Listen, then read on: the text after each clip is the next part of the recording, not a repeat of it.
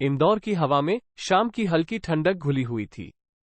राहत दरवाजे के सामने चौक पर दुकानों की रोशनी सड़क को जगमगा रही थी। गरम जलेबी की मीठी खुशबू हवा में फैल रही थी, जो राहगीरों को अपनी ओर खींच रही थी।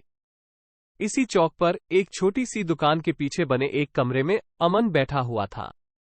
उसकी उम्र लगभग 25 साल थी। उसके चेहरे पर थकान के हल्के से निशान थे, लेकिन उसकी आंखों में एक चमक थी जो किसी ज्वालामुखी की दबी हुई गर्मी जैसी थी। अमन के सामने मेज पर एक अधूरी पेंटिंग रखी हुई थी। कैनवास पर इंदौर की राजवाड़ी झलक रही थी। सूर्यास्त की सुनहरी रोशनी महल की दीवारों को नहला रही थी और आसमान में पंछी उड़ते हुए दिखाई दे रहे थे। अमन बचपन से ही कला का दीवाना था। दीवारें, पुराने अखबार, कागज के टुकड़े, वो हर चीज पर अपनी कल्पना को रंग देता था। उसके चित्रों में इंदौर की जीवंतता स्पष्ट रूप से दिखाई देती थी। रागवाड़ों का वैभव, 56 दुकान की चहल पहल और क्षितिज पर डूबते सूरज का सुनहरा आभा। लेकिन अमन की जिंदगी सिर्फ कला तक ही सीमित नहीं थी। वह अपने माता पिता का इकलौता बेटा था और उनका सहारा भी। उसके पिताजी, दादाजी, राहत दरवाजे के पास ही एक छोटी सी कपड़े की दुकान चलाते थे। दुकान की कमाई इतनी ही होती थी कि घर का खर्च मुश्किल से ही चल पाता था।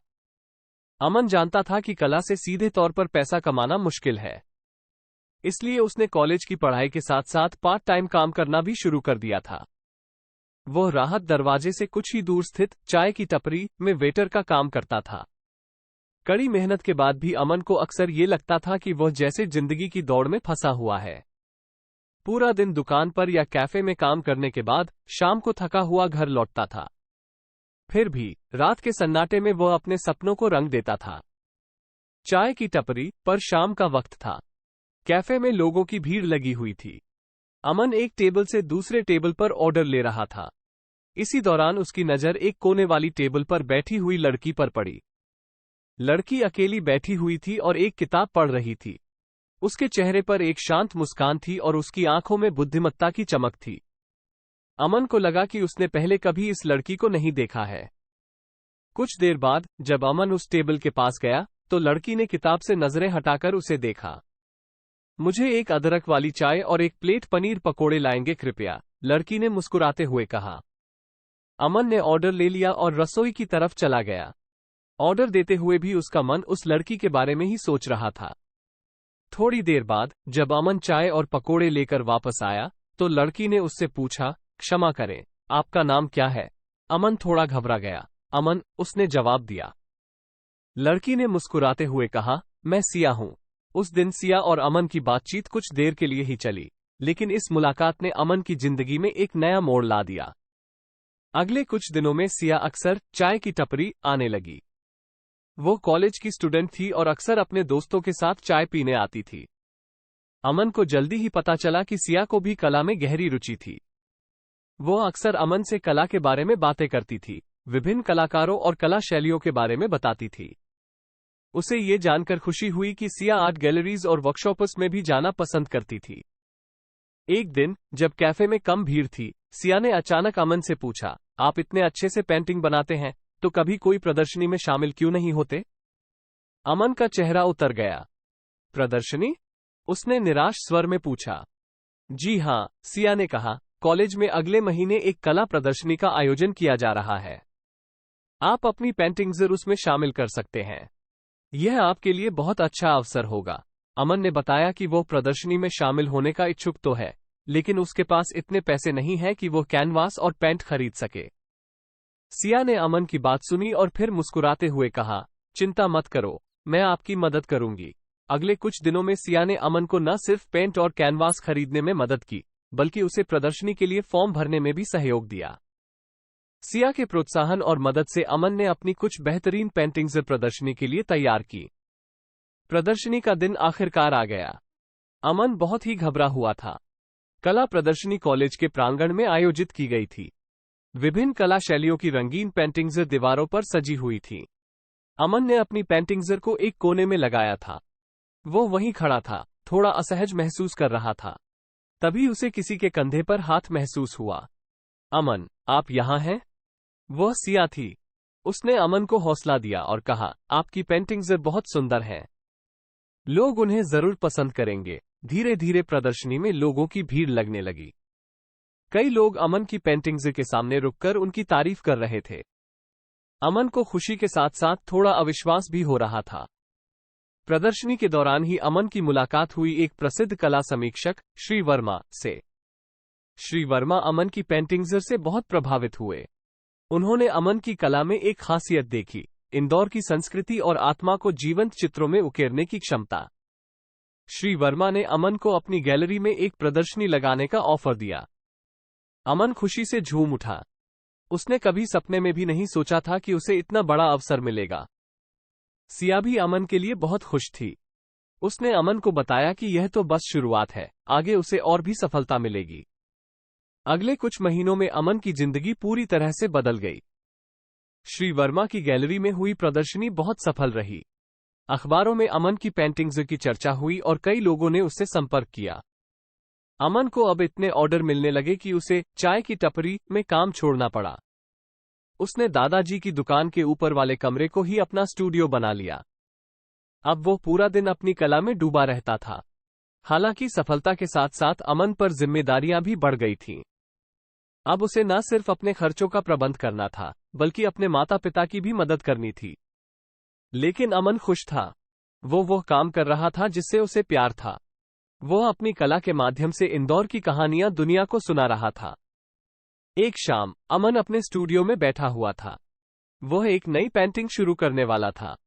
तभी उसे अपनी पुरानी डायरी याद आई। वो डायरी कॉलेज के दिनों की थी, जब उसके सपने इतने बड़े तो लगते थे, लेकिन उन्हें हासिल करना असंभव सा लगता था। अमन ने डायरी खोली और उसके पन्ने पलटने लगा। डायरी में उसके द्वारा बनाए गए कई छोटे छोटे स्केच थे।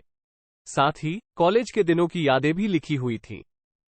अचानक उसकी नजर एक पेज पर रुकी। उस पेज पर उसने एक स्केच बनाया था, सिया का।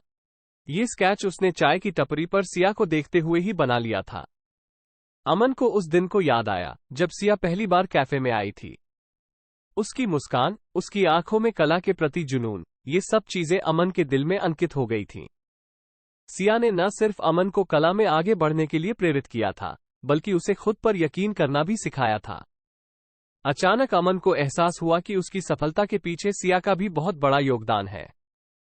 लेकिन पिछले कुछ महीनों में व्यस्तता के कारण वो सिया से ठीक से मिल भी नहीं पाया था। उसने सोचा कि सिया से जरूर मिलना चाहिए। उसे अपनी सफलता के बारे में बताना चाहिए और उसे धन्यवाद भी करना चाहिए। अगले दिन अमन सिया के कॉलेज गया। उसे पता था कि सिया आखिरी साल की छात्रा है, तो उसने सोचा कि शायद वो लाइब्रेरी में पढ़ाई कर रही होगी। वो लाइब्रेरी के बाहर खड़ा था कि तभी उसे सिया आती हुई दिखाई दी। सिया भी उसे देखकर खुश हो गई। अमन, आप यहां? उसने आश्चर्य से पूछा। जी हां, अमन ने मुस्कुराते हुए कहा, आपसे मिलने आया था। उन्होंने कॉलेज के बाहर एक बेंच पर बैठकर बातें की। अमन ने सिया को अपनी सफलता के बारे में बताया, श्री वर्मा की गैलरी में हुई प्रदर्शनी और अखबारों में छपे लेखों के बारे में भी बताया। सिया अमन की खुशी में खुश थी।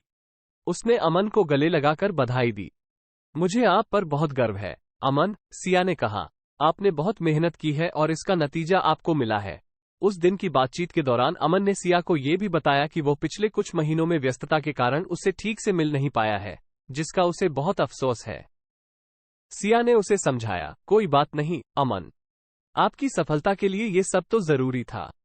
लेकिन अब जबकि आप थोड़े सेटल हो गए हैं, तो हमें ज्यादा समय साथ बिताना चाहिए। अमन सिया की बात से सहमत हुआ।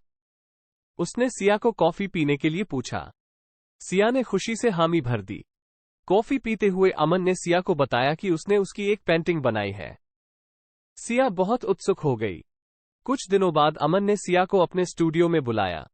स्टूडियो में घुसते ही सिया की नजर एक कैनवास पर पड़ी, जो सफेद कपड़े से ढका हुआ था। यह क्या है? सिया ने उत्सुकता से पूछा। अमन मुस्कुराया और धीरे से कपड़े को हटा दिया। सिया की आंखें चौंधिया गईं। कैनवास पर उसी की तस्वीर बनी हुई थी, लेकिन ये कोई साधारण पोर्ट्रेट नहीं था। अमन ने सिया को चाय की टपरी पर पहली बार देखने के पल को कैनवास पर उकेरा था। कैफे का माहौल, पीछे से आती हुई धूप की किरणें और सिया का चेहरा, जिस पर किताब पढ़ते हुए एक शांत मुस्कान थी, ये सब चीजें इतनी सजीव लग रही थी, मानो सिया वाकई में उसी कैफे में बैठी हो। अमन, ये बहुत खूबसूरत है। सिया अवाक रह गई। उसने पहले कभी नहीं सोचा था कि अमन ने उसे उस दिन देखा होगा और उसे इस तरह से अपनी पेंटिंग में कैद कर लेगा। अमन ने सिया के कंधे पर हाथ रखा और कहा, सिया, तुम मेरी प्रेरणा हो। तुम्हारे बिना शायद मैं आज यहां नहीं होता। सिया ने अमन की आंखों में देखा और उसमें गहरा आभार झलकता हुआ पाया। उस पल उन्हें एहसास हुआ कि उनकी दोस्ती सिर्फ कला तक ही सीमित नहीं है, बल्कि उनके बीच एक गहरा लगाव भी पैदा हो चुका है। उस दिन के बाद अमन और सिया और भी करीब आ गए। वे अक्सर साथ मिलकर घूमते थे, कला प्रदर्शनियों में जाते थे और एक दूसरे की कला के बारे में बातें करते थे। एक शाम, जब वे दोनों 56 दुकान की चहल पहल के बीच घूम रहे थे, अमन ने सिया का हाथ अपने हाथ में ले लिया। सिया चौंकी, लेकिन उसने अपना हाथ नहीं छुड़ाया। अमन ने सिया की आंखों में देखा और कहा, सिया, मुझे लगता है कि मैं तुमसे प्यार करता हूं। सिया कुछ देर तक चुप रही, फिर उसने धीमी आवाज में कहा, अमन, मुझे भी तुमसे प्यार हो गया है। उस शाम इंदौर की रंगीन रोशनी के बीच सिया और अमन ने एक दूसरे का हाथ थाम लिया। उनकी कहानी कला से शुरू हुई थी और अब प्यार के रंग में रंग चुकी थी। कुछ समय बाद अमन की एक और बड़ी प्रदर्शनी हुई। इस बार प्रदर्शनी का विषय था इंदौर की प्रेम कहानियां। प्रदर्शनी में अमन की कई पेंटिंग्स थीं, जो इंदौर के विभिन्न कोनों में पनपने वाले प्यार को दर्शाती थीं। लेकिन प्रदर्शनी का मुख्य आकर्षण था एक खास पेंटिंग। इस पेंटिंग में 56 दुकान की रंगीन गलियों का नजारा था और उसके बीच में खड़े थे अमन और सिया, एक दूसरे का हाथ थामे हुए, उनकी आंखों में प्यार की चमक बिखरी हुई। ये पेंटिंग सिर्फ इंदौर की एक प्रेम कहानी नहीं थी, बल्कि कला और प्रेम के संगम की एक खूबसूरत कहानी थी। ये कहानी अमन और सिया की कहानी थी, इंदौर की इबारतों में लिखी हुई एक अमर प्रेम कहानी।